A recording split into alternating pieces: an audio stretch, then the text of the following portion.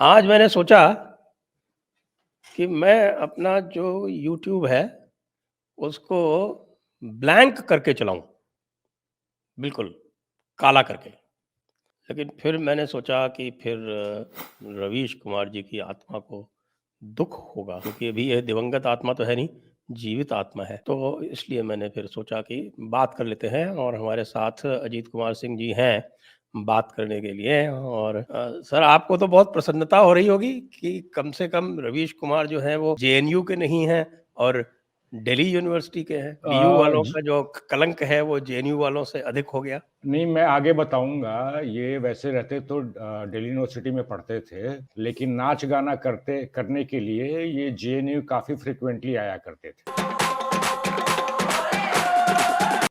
इनके मित्र बताते हैं। तो जी, जी। और नाच गाने में क्या-क्या हुआ करता था? उसका थोड़ा कुछ ग्राफ़िक डिटेल बताएँ? देखिए, जेएनयू में नाच गाने का मतलब सबसे पहले तो ये होता है कि साहब, एक तो लीकर, दूसरा गांजा और चरस। अच्छा जिसको कारोबार बोलते हैं। कारोबार कारोबार और जी।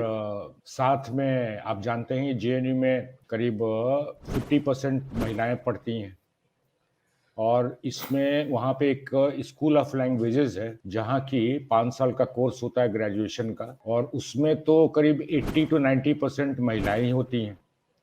और ये सारी महिला मोस्टली जो हैं बड़े अच्छे घर के इंग्लिश एडुकेटेड बैकग्राउंड के घरों से आती हैं। तो ये लोग भी, इनके लिए भी लीकर और गांजा और चरस वगैरह जो है एक नॉर्म, नेचुरल नॉर्म है। तो पार्टियां वहाँ चलती हैं सुबह के 3 बजे तक, 4 बजे तक। चूंकि क्लास वगैरह तो कोई जाता नहीं है वहाँ पे, 3-4 बजे तक पार्टियां चलेंगी, 5-6 बजे तक भी चलती हैं। और आराम से लोग फिर उठते हैं 11:30-12 बजे के आसपास। क्लास वगैरह तो जाते नहीं है। तो जेएनयू में पार्टियां बहुत रेगुलर होती हैं। और डीयू के काफी स्टूडेंट्स जो हैं, प्राइमरली मेरे हिसाब से शायद महिलाओं को आकर्षित करने हेतु जेएनयू काफी फ्रिक्वेंटली भी थोड़ा अंडर स्टेटमेंट है, वो आके बस वहीं हॉस्टल में पड़े रहते हैं, मतलब कि कई दिनों तक। तो रवीश कुमार जी भी एक उसी तरह के हैं व्यक्ति। अच्छा, अच्छा। तो मतलब एक हाँ हाँ, एक तरह से बिल्कुल बिल्कुल बिल्कुल। ओरिजिनल जेएनयू स्कूल के मतलब वो क्या है कुछ लोग अपवाद भी होते हैं। आप जैसे लोग जो हैं वो जेएनयू में रह के भी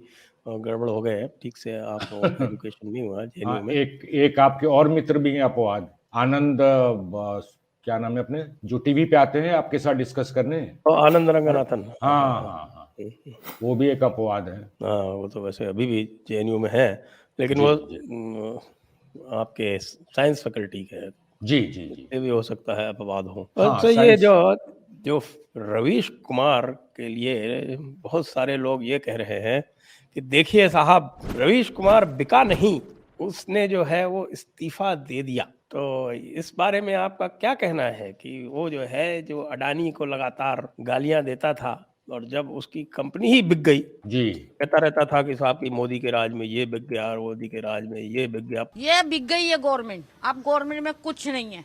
पता चला प्रणय राय जो उसका यदि आजकल के हमारे रवीश कुमार जैसे पत्रकारों को मालिकों की रखैल माना जाए, तो मालिक बिक गया, तो रखैल क्या करेगी? बिल्कुल बिल्कुल बिल्कुल। अब देखिए, संजय जी, मान लीजिए कोई एक मकान है और उस मकान में रवीश कुमार जी रहते हैं और उस मकान को आपने खरीद लिया। तो इनके पास क्या चॉइस है? या तो आपका हाथ पैर पकड़ के आपसे निवेदन करें, विनती करें कि संजय जी आप मुझे कुछ दिन यहाँ रहने दें, या रहने दें परमानेंट, मैं आपका दास बन के रहूंगा। या फिर जब इन्हें लगेगा कि नहीं, संजय दीक्षित जी जो हैं इनसे तो हमारी बिल्कुल वेवलेंथ बैठेगी ही नहीं, तो उनको आप जूता मार के भगाएं, उससे पहले ये खुद ही वहां से बाहर निकल जाएंगे। तो रवीश कुमार जी ने ऐसा ही कृत्य किया है। इन्हें पता था कि इन्हें जूता मार के भगाया जाएगा, या अगर वहां रहेंगे तो इनकी बहुत बेइज्जती होगी, इनका वैल्यू जो है करीब करीब जीरो हो जाएगा वहां पे। इसलिए जो है इन्होंने सेंसिबली ही किया अपने हिसाब से, तो कि छोड़ के चले गए बेचारे। और मुझे लगता है कि इसका अनुमान इन्हें पहले से रहा होगा क्योंकि वो अपनी यूट्यूब चैनल पहले ही लॉन्च कर चुके थे जी जी जी जी, और आज बिल्कुल। उन्होंने सवेरे जो है उसने यूट्यूब चैनल पर कारण भी बताए कि जी उन्होंने इस्तीफ़ा क्यों दिया जी और उन्होंने कहा कि जब आपकी पहचान संकट में हो, जी जब आपके मुँह पर ताले लगाने देने की बात आ जाए, तो जी फिर अपना जो है सरोकार कायम रखने के लिए, जी अपनी अभिव्यक्ति की स्वतंत्रता कायम रखने के लिए यूट्यूब पर आना पड़ता है। अब ये तो हमसे ही पूछ लेते हैं, हम बता देते हैं इनको कि पहले ही जी जी यूट्यूब पे आ जाना चाहिए था, क्यों गुलामी जी कर रहे थे प्रणय रॉय की। बिल्कुल बिल्कुल बिल्कुल सही फरमाया आपने।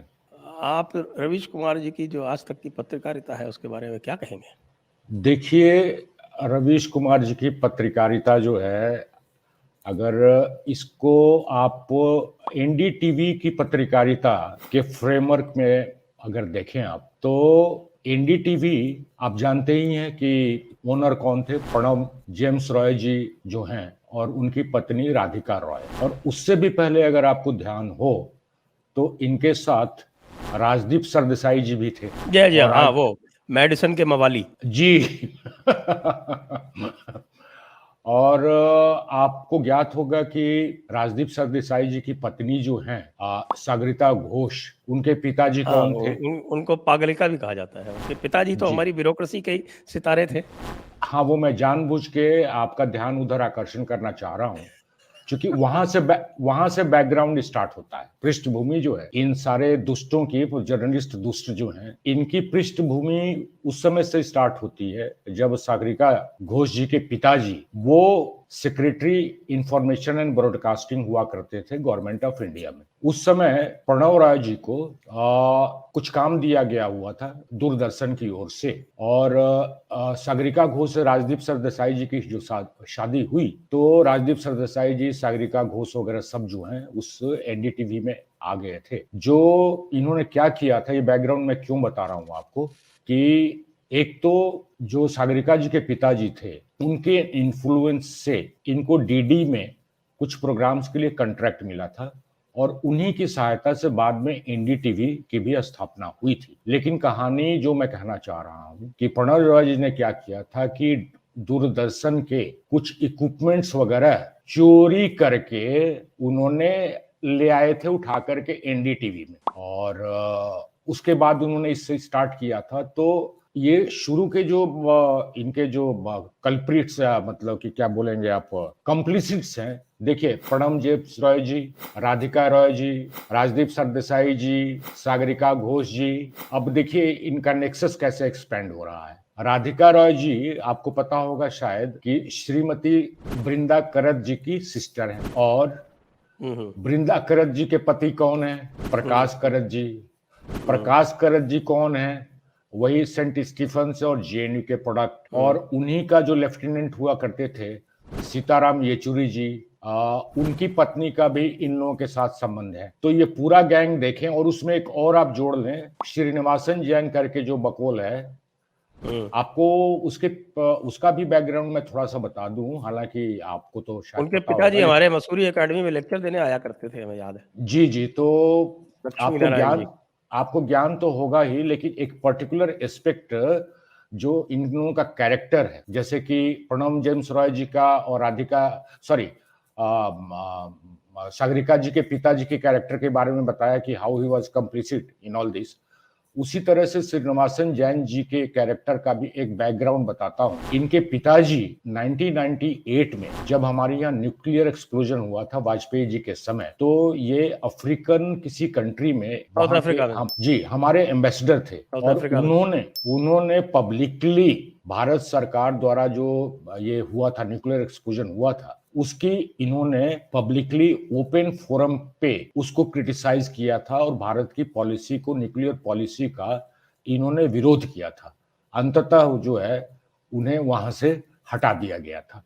तो ये पूरा का पूरा जो कबाल है, और कबाल के साथ अब इनकी देखिए साहब क्या है कि जितने लोग ये थे यूपीए में मनमोहन सिंह जी के आसपास या फिर आपके सोनिया गांधी जी के आसपास, उन सभी का भी बैकग्राउंड इसी तरह का है। पब्लिक स्कूल, उसके बाद इंग्लिश मीडियम कॉलेज जैसे कि सेंट स्टीफेंस हुआ, आपका कोलकाता का सेंट जेवियर्स हुआ, प्रेसिडेंसी कॉलेज हुई, उसी तरह से चेन्नई का जो लोयला कॉलेज है जी। तो और इस वैसे तरह रवीश कुमार जी पटना के लोयला हाई स्कूल से पढ़े हुए हैं।